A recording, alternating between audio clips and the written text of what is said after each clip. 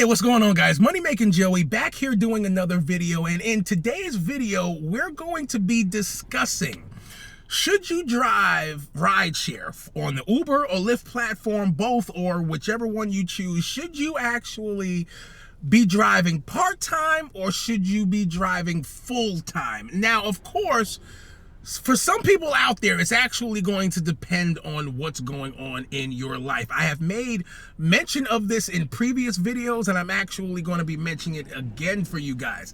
I am a part-time driver, and it's in my belief that the ball kind of flows best in part-time drivers' hands. Now, this also depends on what market you're in, because I know some full-time drivers that are in New York City, and they're making bank driving full-time. I know some drivers in Miami and even here in North Jersey, California, you're banking on it full-time, and it's actually working for you. You're hitting the $2,000 mark, you're even hitting, the $3,000 mark. Like, I know a lot of TLC drivers in New York City, they're making $3,000 a week pretty much easily. Now, if you're someone that you're in a market where it's not really that busy, and I'm going to give you all of the different reasons why I feel like you should not be putting all of your eggs in the basket of doing rideshare full time.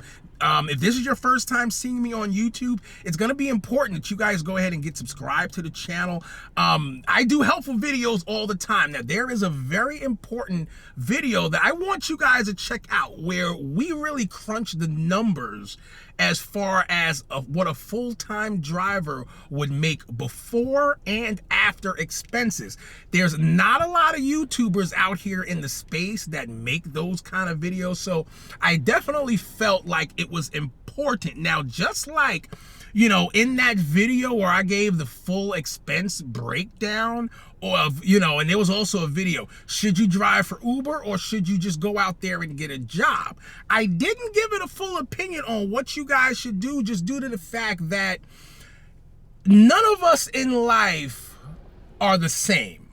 We all are in different boats. We all have different scenarios that we're in. Some people might be fully unemployed. Some people might have not been making that much money wherever they were employed at.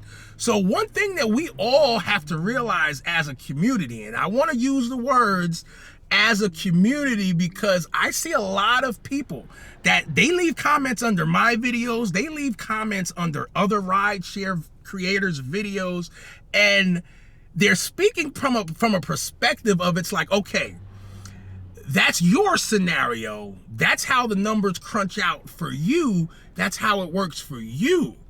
But somebody else that's doing rideshare might not actually be in that same boat. The only way we can determine what's right for you or what's right for someone else is, let's truly sit down at the table.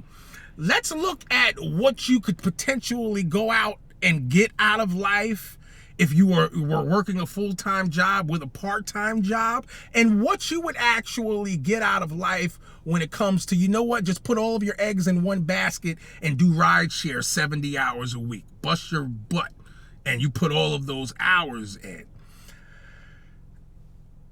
Someone working at McDonald's, it might be beneficial for them to come in and do rideshare 70 hours a week.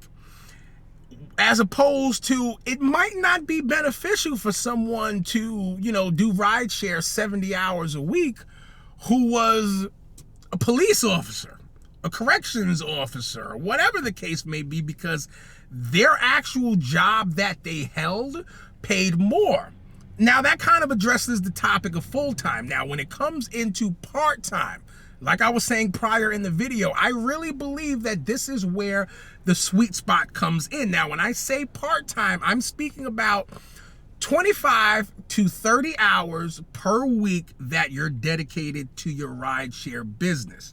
Now, just within these 25 to 30 hours, you guaranteed will be able to make enough money to sustain your lifestyle. Unless you're out here living some crazy baller lifestyle, it will be enough money for you to sustain your lifestyle. Now, even though you're only working these 25, 30 hours. I know many people out there that use all of this rest of the time in their life to go out and build business. They have other things that they do to make money. There's even also a sector of people that they go out and they actually do have a regular 9-to-5 job that they get 40 hours a week on.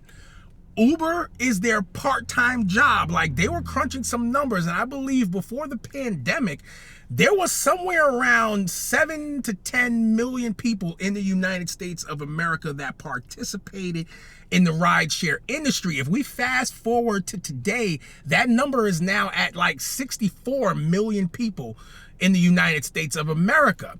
I can guarantee you that 60-70% of that number is actually inside of the rideshare and gig economy part-time.